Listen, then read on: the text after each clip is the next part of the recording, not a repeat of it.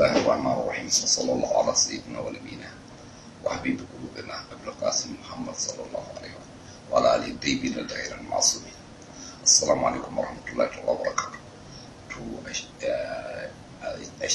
Bayanin da na farko shekarun jiya ban kwanan wata ba, wato shekarun jiya talata bayan mun baro Abuja Litinin mun yi sunan talata, ranar ne kuma ne magana na farko. Sannan kuma ran Laraba na so in yi magana jiya kenan, yau kuma Alhamis ya zama dole in ƙara waɗansu bayani. Na ji an ce mahukuntan Najeriya sun bayan su bayanai wanda suka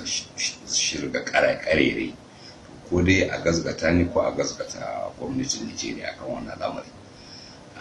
Su abinda mu abinda muka fahimta su tun farko sun so su kai mu wani asibiti ne, su da suke cewa mun ka zaɓa wannan asibiti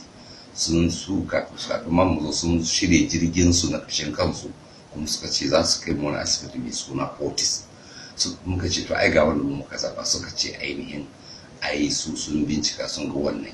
Fortis din ya to da mun yadda da Fortis suka kai, amma a nan abin da suke gaya mana mu ko suke gaya mu uku shine mu ka zaɓa wannan asibiti, amma abin da suke gaya ma jami'an asibitin wanda kowane su abin da ya gaya mana kenan mu a likitocin suna cewa gwamnatin ƙasan ku ce ta kawo ku,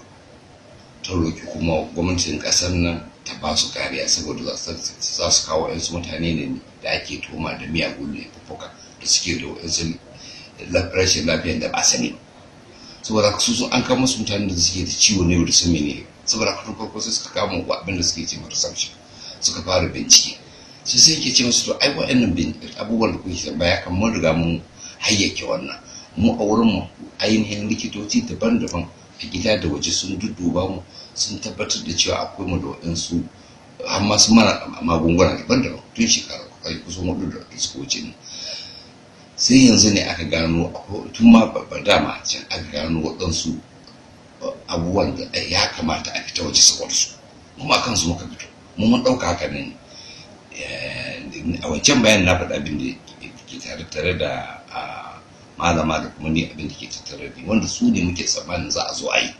amma su suka ce a wasu ka'idar su nan aka zo na asibitin kowa zai fara ne daga farko, za su ɗauki komai tun daga farko ne, domin kai ka zo asibiti domin kana da matsala kana da harsashi za a kwashe sai a ci maka a yanzu ba kana ciwo ne da ba san wani irin ciwo kake, ko kuma kana da guba na lead da academy sama a ce a ba san matsalar ke da ke damuka ba, ko kuma ka zo da matsalar cewa za a yi maka kokon gwiwa a ce sai sun amince ka tun farko, alhali akwai takardu da bayanai na likitoci da suka yi zo suka yi bincike suka gano me ke tattare da mu.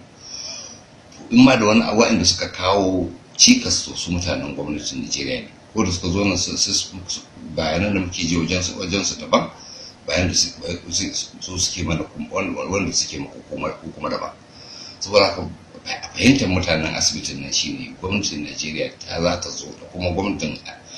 wannan asibitin da kuma gwamnatin India shine gwamnatin Najeriya za ta kawo ɗansu mutane waɗanda ake tuhuma da miyagun laifuka